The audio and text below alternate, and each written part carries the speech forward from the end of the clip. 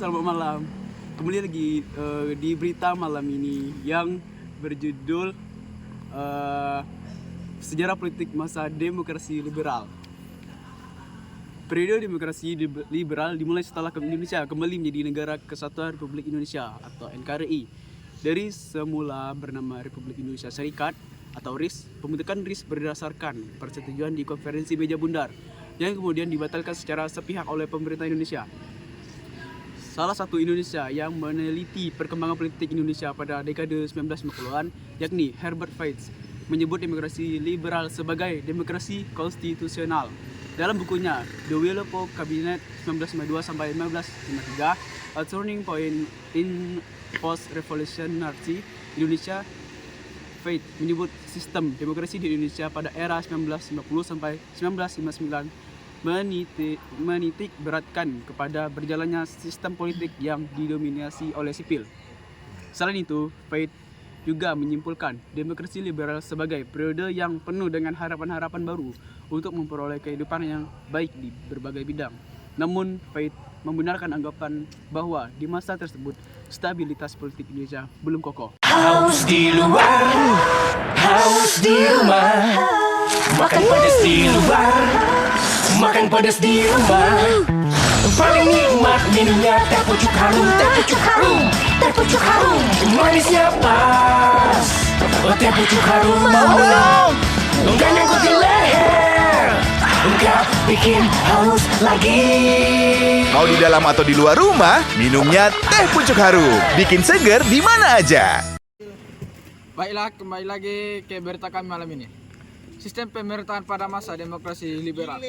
Mengutip pada buku Sejarah Indonesia kelas 12 karya Abdurrahman DKK 2018 1952. Sistem pemerintahan pada masa demokrasi liberal dilandasi oleh UUD sementara 1950. UUD 1950 sebagai konstitusi tertinggi berdasarkan ketentuan dalam UUD 1950. Sistem pemerintahan Indonesia dijalankan dengan sistem parlementer.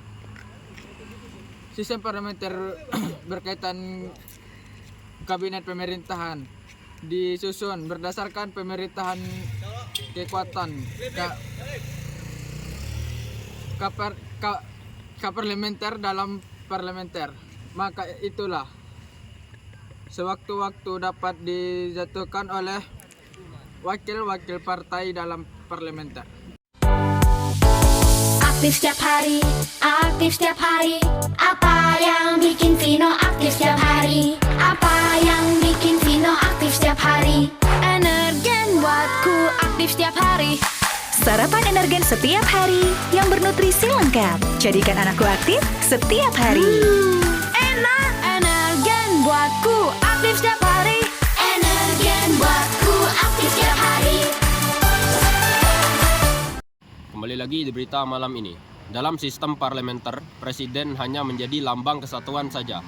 Penerapan sistem ini pada dasarnya bertujuan untuk mengakomodir kebebasan berpendapat dari rakyat yang diwakili oleh partai di parlemen. Akan tetapi, dalam perjalanannya, sistem ini seolah menjadi buah simalakama karena kebebasan berpendapat yang bertujuan mewujudkan kestabilan politik tidak sesuai dengan kenyataan. Saat itu, situasi politik tidak stabil sebab sering kali terjadi pergantian kabinet yang begitu cepat. Salah satu sebabnya adalah perbedaan kepentingan di antara partai-partai yang ada.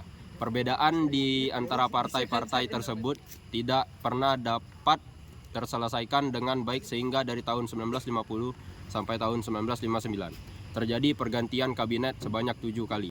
Sebagai ibu, aku ingin tahu berasal dari mana air yang diminum buah hatiku. Apakah bersih? Apakah aman? Untuk penuhi harapan ibu, Le Mineral melakukan ratusan eksplorasi ke berbagai pegunungan vulkanik demi mendapatkan sumber mata air terbaik yang setiap tetesnya mengandung mineral seimbang. Le Mineral melalui proses multifiltrasi dan pengecekan berlapis. Lebih dari itu, Le Mineral hadirkan inovasi terbaru. Galonnya selalu baru, tutupnya kedap udara, dan bebas virus. Galonnya 100% bebas BPA. Artinya aman untuk anak dan keluarga. Inilah komitmen Le Mineral untuk keamanan dan sehatnya keluarga. Kembali lagi dengan berita malam ini, yaitu adapun kabinet-kabinet pada masa demokrasi liberal, yaitu sebagai berikut. Pertama, Kabinet Nasir atau Masyumi 950 sampai 1951. Kedua, Kabinet Sukiman 1951 sampai 1952. Ketiga, Kabinet Wilopo atau PNI 1952 sampai 1953. Keempat, Kabinet Ali Sosro Amijoyo yaitu di tahun 1953 sampai 1955. Kabinet Burhanuddin Harahap di tahun 1955 sampai 1956. Kabinet Ali Sosro Amijoyo di tahun 1956 sampai 1957. Kabinet Juanda di tahun 1957 sampai 1959. Sistem kepartaian pada masa demokrasi liberal. Menurut Karl J. Friedrich yang dikutip dalam karya Miriam Budiarjo, partai politik adalah sekelompok manusia yang terorganisir secara stabil dengan tujuan merebut atau mempertahankan penguasaan terhadap pemerintah bagi pimpinan partainya, dan berdasarkan penguasaan ini memberikan pada anggota partainya kemanfaatan yang bersifat adil serta material. Menurut Abdurrahman, dalam sejarah Indonesia, sistem kepartaian di Indonesia pada era demokrasi liberal ialah sistem multipartai. Pembentukan banyak partai menurut Muhammad Atta bertujuan buat mengukur kekuatan perjuangan Indonesia dan untuk mempermudah meminta tanggung jawab kepada pemimpin-pemimpin barisan perjuangan. Ini bukan nasi biasa, ini nasi Masako. Hanya ditambah Masako, lezat rasa ayamnya di setiap bulir nasi. Enaknya tiap hari. Ini bukan telur biasa, ini dadar Masako. Hanya ditambah Masako, lembut, gurih rasa ayamnya. Makanannya mana? Enaknya tiap hari. Di berita ini, akan tetapi partai-partai politik kala itu gemar saling bersaing dengan cara mencari kesalahan dan menjatuhkan akibatnya. Pada era ini sering terjadi pergantian pemerintah.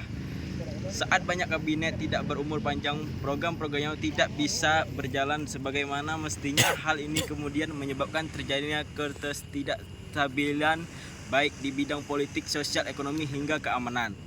Meski demikian, pada demokrasi liberal pernah berlangsung pemilu pertama di Indonesia, yakni pada tahun 1955. Pemilu yang diikuti oleh 29 partai politik dan digelar untuk memilih anggota DPR serta Dewan Konstitusi. Ini disebut sebagai pemilihan umum paling demokratis dalam sejarah Indonesia. Baik, berita malam ini